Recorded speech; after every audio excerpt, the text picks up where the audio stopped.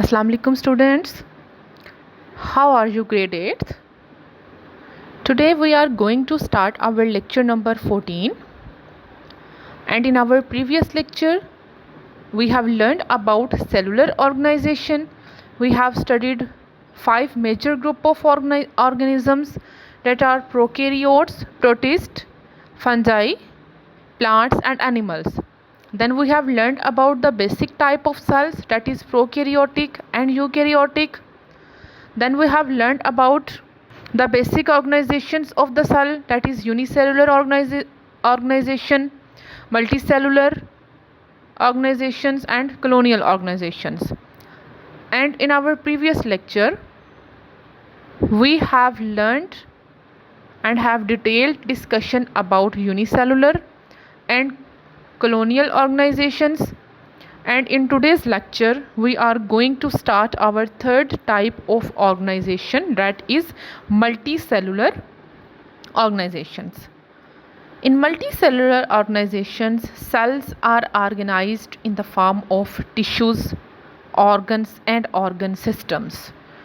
Okay students, multicellular means they consist of number of cells.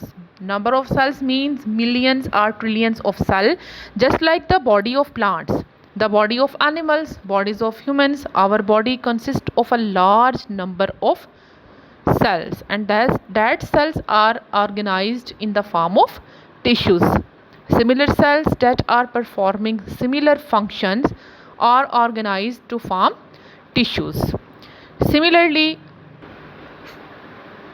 the tissues that are performing same functions are organized to form tissues, are organized to form organs, and that organs that have similar functions are organized to form organ systems. Okay students, now we will discuss familiar examples of multicellular organization. That is, we can take one example from the animals and we can take one example from the plants. So frog is the example of multicellular organization that we have take from the plants, and mustard plant is the example of multicellular organizations of the plants. Their bodies are consist of number of cells, and that cells are organized in the form of tissues, organs and organ systems. So students, now first of all we will discuss about the mustard plant. Mustard plant को बेटे हम उर्दू में कहते हैं सरसों का पौधा. अक्सर आपने देखा होगा येलो कलर के इसके फ्लावर्स होते हैं. Okay, mustard plant scientific name brassica campestris. You have to learn the name of the mustard plant. Scientific name बेटे आपने इसका लर्न करना है विद स्पेलिंग्स, और ये आपके शॉर्ट क्वेश्चंस में असाइनमेंट में भी ऐड है. So students, what is the scientific name of mustard plant? It is Brassica campestris, is sown in winter and it produces seeds at the end of the winter. यानी उसको हम winter में लगाते हैं और वो सीड्स कब प्रोड्यूस करता है? At the end of the winter. जब विंटर ख़त्म हो रही होती है ना बेटे, तब वो उसके सीड्स जो है वो प्रोड्यूस करता है. अब जो उसकी प्लांट बॉडी है, the plant body is used as vegetable. उसको कैसे यूज़ किया जाता है? जो प्लांट बॉडी है मस्टर्ड की, उसको हम एज ए वेजिटेबल यूज़ करते हैं, और जो उसके सीड्स हैं उसको हम एक्सट्रैक्ट करते हैं उसका ऑयल. उसके जो सीड्स हैं वो फॉर एक्सट्रैक्टिंग ऑयल जो हैं वो यूज़ होते हैं. So the organs of the body can be divided into 2 groups on the basis of their functions.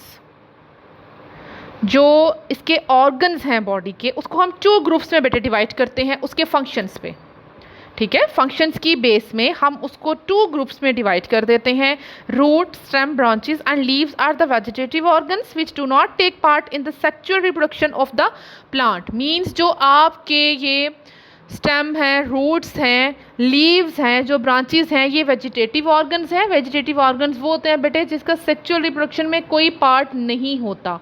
Plants में सेक्सुअल रिप्रोडक्शन में जस्ट फ्लावर इन्वॉल्व होता है, जिसमें उसके मेल और फीमेल रिप्रोडक्टिव पार्ट्स जो हैं वो प्रेजेंट होते हैं, जिनको हम स्टेमन्स और कार्पल्स कहते हैं.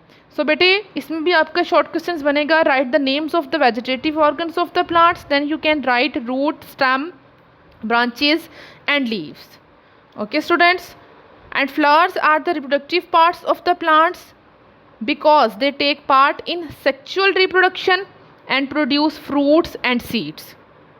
Okay students, जो flowers हैं वो reproductive parts हैं, वो sexual reproduction में part भी लेते हैं और fruits और seeds जो हैं उसके वो produce करते हैं. So students, mustard plant is clear now. Its scientific name is Brassica campestris. Basically ये विंटर में हम इसको लगाते हैं और ये सीड्स प्रोड्यूस करता है at the end of the winter. जो प्लांट बॉडी है उसकी हम यूज़ करते हैं एज वेजिटेबल्स, और जो इसके सीड्स हैं. और मस्टर्ड प्लांट की बेटे बॉडी को 2 ग्रुप्स में डिवाइड किया गया है, vegetative organs and reproductive organs. Vegetative organs में बेटे रूट, स्टेम्स, ब्रांचेस और लीव्स आती हैं, और जबकि इसके रिप्रोडक्टिव पार्ट में बेटे फ्लावर आता है. Now you can see the figure 1.6 and you can see the mustard plant in that figure. New leaves आप उसमें देख रहे हो बेटे, फ्लावर्स देख रहे हो येलो कलर के. ओल्ड लीफ हैं उसके जो साइज़ में बड़े हैं, जो इनलार्ज्ड हैं वो ओल्ड लीफ हैं, बट जो न्यू हैं इमेच्योर लीव्स हैं वो न्यू लीव्स हैं. स्टेम आप देख सकते हो और रूट इसकी देख सकते हो बेटे. So students, now we will take another example of multicellular organization, that is frog. Frog basically, what is the name, scientific name of frog is Rana tigrina. It also shows the multicellular organization. The body is made of organ systems. Okay students, जो frog है उसकी body में organ systems भी हैं, and each organ system consists of related organs. और जो इसके related organs हैं वो functions perform करते हैं. All the organisms are made of specific tissues. जितने भी organs हैं इसके frog के वो specific tissues से मिलके बने हुए हैं, और उसमें tissues कौन कौन सी present है बेटे? epithelial tissues हैं, glandular tissues हैं, muscular tissues हैं और nervous tissue हैं. So students, now clear that what is the scientific name of frog? The scientific name of frog is Rana tigrina. It shows multicellular organization. The body of frog is made of organ systems, and each organ system consists of the related organ. For example, अगर हम stomach की बात करें, digestive system की बात करें ना बेटे, तो उसमें स्टोमिक और उससे related small intestine, large intestine, liver, वो पूरा एक ग्रुप आ जाता है जो वो सिस्टम परफॉर्म करता है. अगर हम हार्ट की बात करते हैं, सर्कुलेटरी सिस्टम की बात करते हैं, तो उसमें बेटे जस्ट हार्ट नहीं आता, उसमें उसके साथ different blood vessels, arteries, veins और कैपिलरीज आएंगी.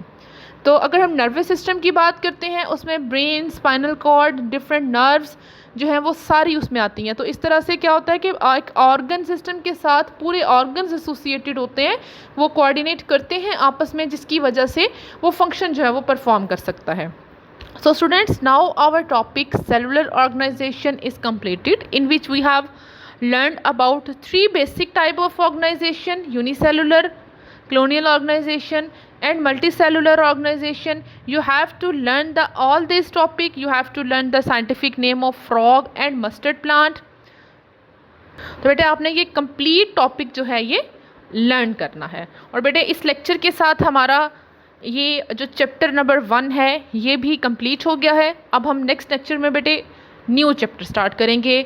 Stay safe and sound. God bless you. Allah Hafiz.